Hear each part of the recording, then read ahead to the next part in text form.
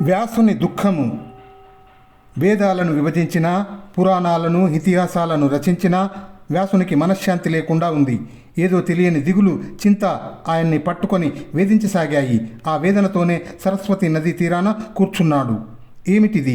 ఎందుకీ వ్యధ?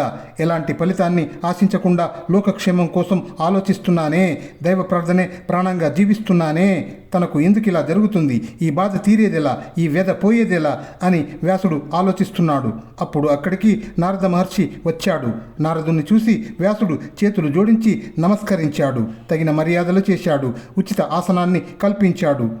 అప్పుడు దీనంగా, దిగులుగా ఉన్న వ్యాసుణ్ణి గమనించాడు నారదుడు. ఇలా అన్నాడు: పరాశరాత్మజ దాతవు, భారత శృతి విధాతవు, వేద పదార్థ జాత విజ్ఞాతవు, కామముఖ్య రిపుషట్క విజేతవు, బ్రహ్మతత్వ నిర్ణేతవు, యోగినేతవు, వినీతుండవీవు చెలించి చెల్లరే కాతరు కైవడిన్ భగవన్ కారణమేమి?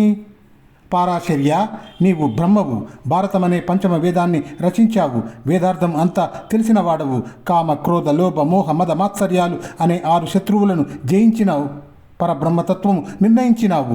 యోగులకు నాయకుడవు, వినయశీలివి, విజ్ఞానివి. ఇంతటి నీవు పిరిగివాని వలె విచారించటానికి కారణం ఏమిటి?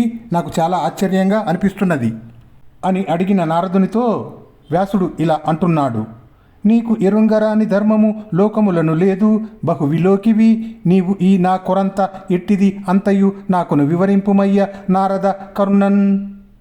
నారద, నీకు తెలియని ధర్మం ఏ లోకములోనూ లేదు. నీవు చాలా పరిశీలించావు. నాకు ఈ కొరత ఏమిటి? ఈ విచారం ఏమిటి? ఈ వ్యధ ఏమిటి? ఈ దుఃఖం ఏమిటి? ఎందుకొచ్చింది? వివరించుమయ్యా.